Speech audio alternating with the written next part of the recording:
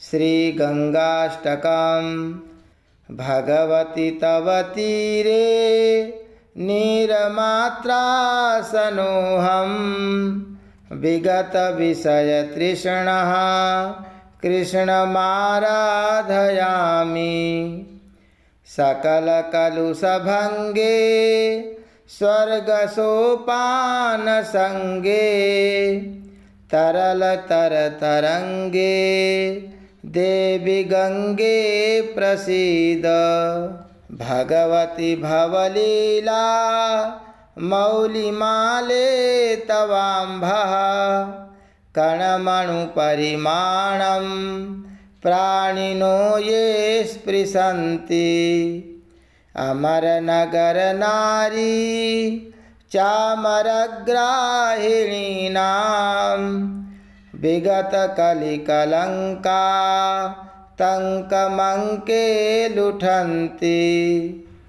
ब्रह्मांडं खंडयन्ति हरशिरसि जटा वल्लीमुल्लासयन्ति। स्वरलोकादापतन्ति कनकगिरिगुहा गण्डशैलास्खलन्ति।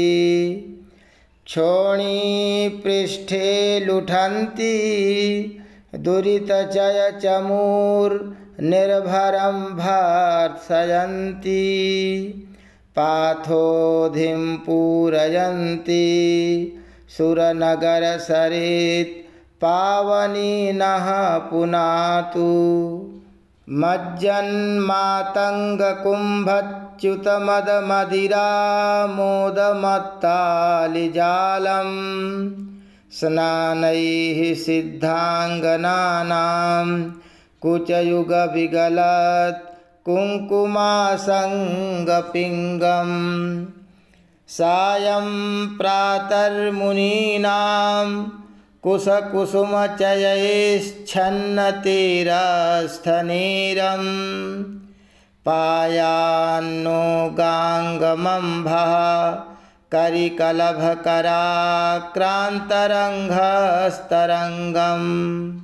आदावादिपितामहस्य नियमा व्यापारपात्रे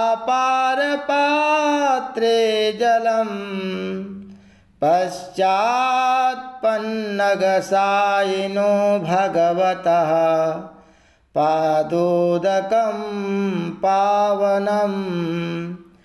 भूयः शम्भुजटा विभूषणमणिर्जहनोर्महर्षेरियम् कन्या कल्मषनाशिनी भगवती भागीरथी दृश्यते। शैलेन्द्रादवतारिणी निजजले मज्जनोत्तारिणी पारावारविहारिणी भवभयश्रेणीसमुत्सारिणी। शेषाहेरनुकारिणी हरशिरो वल्लीदलाकारिणी काशीप्रान्तविहारिणी विजयते गङ्गामनोहारिणी। कुतो विचिर्विचेस्तव यदि गतालोचनपथम्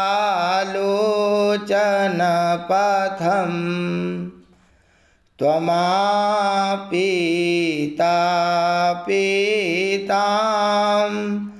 बरपुरनिवासं वितरसि। त्वदुत्सङ्गे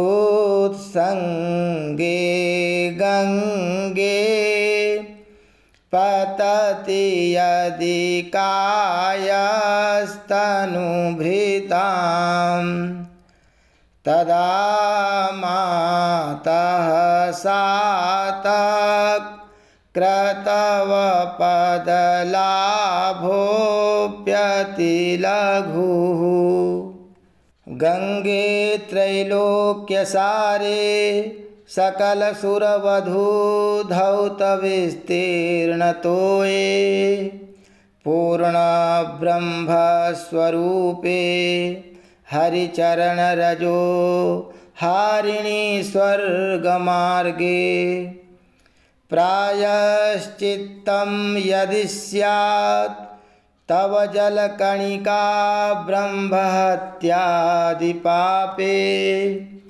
कस्त्वां स्तोतुं समर्थस्त्रिजगदघहरे देवि गंगे प्रसीद मातर्जाह्नवी शम्भुसङ्गवलिते मौलौ निधायाञ्जलिं त्वत्तीरे वपुषो वसानसमये नारायणाङ्घ्रिद्वयं सानन्दं स्मरतो भविष्यति मम प्राणप्रयाणोत्सवे